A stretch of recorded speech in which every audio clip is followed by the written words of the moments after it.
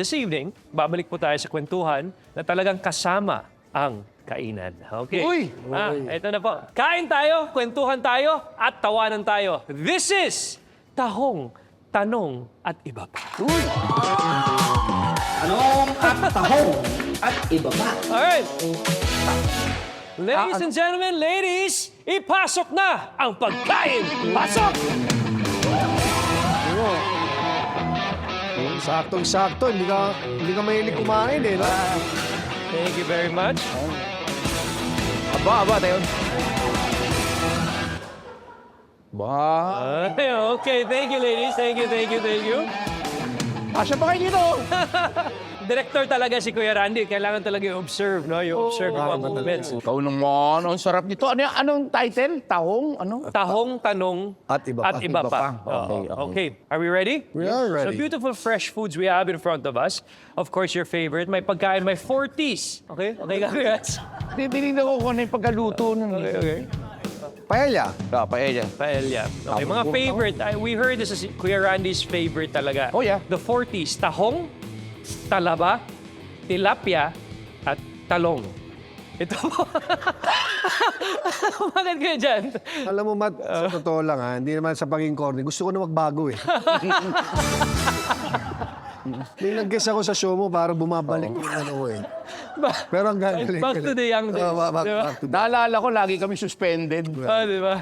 Ngayon, malaki na suspend Dahil sa mga ganyan. online na to eh. Okay, let's get to the game. Kada round, may tough question. Worried tayo, Kuya Ran. Hindi, tinitingnan ko kung ano nakakainin ko. Tubig, hot flashes, hot flashes. Hot flashes. So, hot flashes. Yeah. Hot flashes. Okay. Ito po, choice. Okay, studio audience, listen up. So, pwede niyong kumain or kung ayaw niyong kumain, sagutin niyo po yung question. I mean yung Okay. question. Okay? Okay, ladies and gentlemen, tough question. Yung Calendar Girls segment sa MTV got you and Willie suspended in 1999. At of course, 2003 dahil sa sexual jokes about teenage girls. Naalala po ba yan? Yes po. Okay.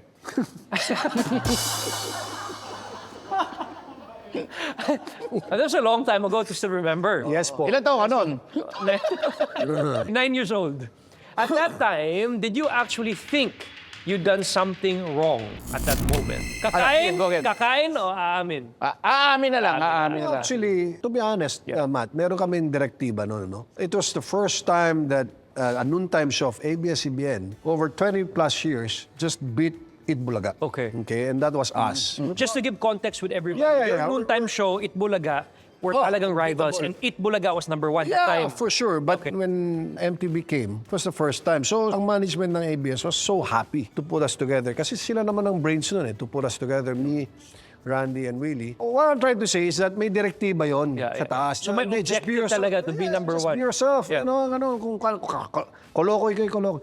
But also, to be honest, I think going back and realizing it, we really went overboard. Okay. Pero hindi namin intention yun. Of Because course. we were just being ourselves. Talagang But in the moment, Kuya Jan, in the moment talaga, sa show, if you guys are having fun, having good time, entertaining, Yeah. it wasn't your intention to Of course, never. be negative. Never. It's a live setting show, Matt. You know course. naman, in a live setting show, anything can happen. Yeah, diba? yeah. Pero, totoo rin, sumobra kami talaga. You have to admit. Naramdaman mo yun? Oo. Pero ako, kontrahin ko lang. Ako, hindi ko naramdaman na sumobra. Kasi ikaw naman ang fit naman kaloko. Okay. Dressing room stories. Gaano ka ba ka-wild ang mga dressing room backstage ng MTV? Oh my gosh. Kain or aminin? Wala ka bang kanin? Kakain na lang ako talaga. Depende kung saang dressing room. Sinong dressing room yung pinaka... Meron kasi kaming tatlo magkakasama. Mga, Okay. Isipin mo yun, tatlo kami magkasama. Isipin mo. And Kami then? tatlo lang. Oh. Wild. I'll say talaga, talagang masisira ang buhay mo talaga kung may pamilya. Ano yan? Hindi, totoo yun kasi talagang ano eh. Pero single men kayo. Single... Oh yeah. Well, I was married. Sorry. Huwag i-edit out yun, ha? May asawa na pala ako, no? Yeah, I was also. You were married. Yeah. Okay, Basta. ano ang mga masasayang moments nyo with, of course, Willie Revillame because he was part with you guys, yung mga yacht adventures, nagpapakontest sa Tagaytay, pag birthday, mga ganito, mga masayang moments na hindi nakakita sa TV ng mga ating mga kababayan. Hanggang... Kain or aaminin? Marami naman. Lagi naman kami magkasama ni Willie. Ayaw niyo kumain? Ayaw. Okay, sige. Sabi mo, matagal na yan. Willie hanggang ngayon nakakasama namin. A phone call away, a text away, andiyan kami lahat. But can you say, for example, back in those days, 90s, early 2000s, and today, the three of you has really evolved as individuals, of course, learning from all the adventures and so much more wisdom today that young people like us can learn from you guys? Marami. Marami naman. Ako tingin ko, Pilyo. I mean, sa mga kabataan ngayon, ito medyo seryoso to, Matt. But, so ako para sa mga kabataan, just live your life because life is short. Sometimes we get held by, these limiting fears, fears of like, oh, what's gonna happen tomorrow?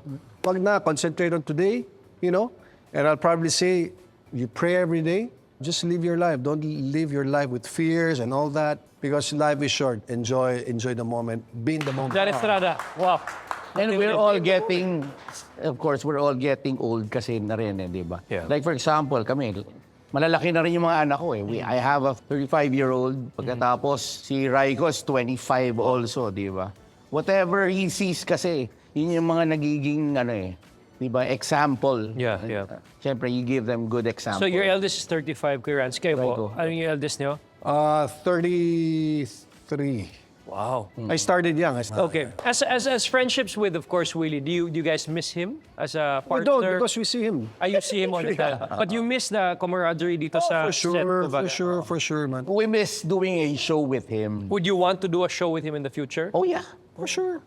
Ladies and gentlemen, please welcome our special guest. Pasok po! Hoy! Andito mo lang yung sinasabi. Bigyan ako ako yan. May dala ko. Uy, ano nangyari sa O, sensa ka na. Okay lang, kamay. Ganyan talaga yan. Hindi naman. Ladies and gentlemen, Eric Nicolas! Eric, maraming salamat. Napadaan ako kasi nandito kayong tatlo. Nabalita ako. Naalala nyo, magkakasama tayo sa Happy EPA. Yan. Ano pong dala natin dito? Ito, Okoy. Ito, meron akong Okoy dito. Dali, para sa inyo rin. Ano yan, nilalako? Kasi wala, nilalako ko to. Simula nung nawala yung Happy EPA, wala na sumunod. Hindi, pero Para sa inyo. salamat. Mura lang yan. Thank you. Ito yung order ni Sarah, di ba? Ito yung order ni Sarah. Marami kay Randy, ah. Ito. Hindi. Yan. Baka naman tingi-tingi siya lang. Sa Ano ba to? Okay nga, ito ba? Oo. Masarap tatlo to na yan. Okoy ni Eric Nicolas, ha? Tinansi, para sa ito. Hindi siya na. Nadurog. Hirap. Alam mo, nag-guess ako dito. Akala ko social tong show na to, ah. Kuya Eric Nicolas, ladies and gentlemen, palakpakan. On a serious note, Ito mga tanan. no, on a serious note, Kuya Eric Nicolas po, sa mga bata, pang bata na hindi alam, Kuya Eric, back in HYY, and before that, I got to know him because of Happy EPA. Siya po yung #1 jester sa show. Talagang, he's the reason why people are hyped before Kuya Randy, Kuya Jan, and everybody comes out. But today, Eric Nicolas is a household name, one of the best comedians in the Yeah. country. Kumbaga, palakpakan. Host. Host. Sorry niyo, kanina pinag-uusapan niyo si Boss Will, si Anong pinaka-memory mo sa kanya? Ako? Oo. Tinanggal niya ako. Memorable yun eh. Isipin mo, mula nung umpisa, tapos tinanggal ka. Yun ang pinaka-memorable. Ba't tinanggal? Hindi, sumama kasi yung loob sa akin. Oh. Sabi, sige, bahala ka muna dyan sa building ko. Oh. Kakatiwalaan ako, lahat ako eh. Anong ginawa Ganun mo? ako nun eh. Anong ginawa mo sa Magaling ako. Binigyan ako ng pera. Yung helipad niya, pinagawa ko. Oh. Galit. Pinagawa ko na, nagmalasakit na ako, nagalit pa. Tinanggal ako. Anong ginawa mo sa helipad? Pinalagyan ko ng bubong para at least kahit paano malilim. Pinalagyan ko ng bubong eh. Sabi ko, matutuwa siya rito, malilim. Nilagay mo na Ikot bubong. yung chopper niya, hindi makaulak.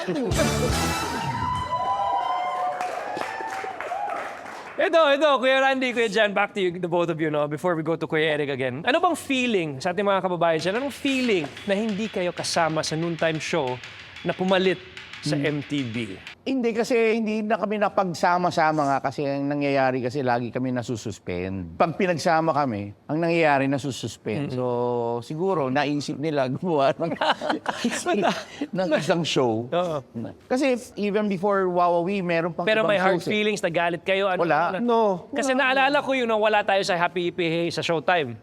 Naalala ko yun, Yeah, di ba? yeah. Hindi din yun. Anong feeling nun? Ako, wala. It is what it is, Matt. That's the business. business. That's a business, correct, yeah. diba? And ako, nung nangyari kay Willie yun, he was making, waves and noise and all that, I was really happy for him. Yeah. Wala akong inggit sa katawan, man. Kung ano yung para sa'yo talaga. Kung hindi yung para sa'yo, hindi para We sa'yo. wish the best for every Of course. individual, kumbaga. Of course. Saka kahit ngayon, sa dami ng pera niya, kami ni Randy, never niya kami nakita na, nako, inggit yun dalawa. Ikaw naman, Kuya Eric. Ayun yung, Ikaw hindi sila sinama. Ako yung sinama. Oh. Sa Wawawi. Ano? Ako yung jester. Yan. Pinasok niya ako doon kasi discover ko yung game na Hep Hep Hooray eh. Ay, ikaw yun. Ako gumawa noon. Ang Hepe Pore? Pero yung kanta, si Lito Camo yun, yung kanta. Yung game sa audience, off-cam, ako yun. Pinagawa. Ay, nagustuhan niya. Pinasok niya sa on-cam. Sa show on cam. But you're very, very busy, Kuya Eric. You just came from Korea from a very successful show tour. Tama po ba? Sabihin niyo kay Kuya Randy para alam nila galing ka sa Korea at marami kang...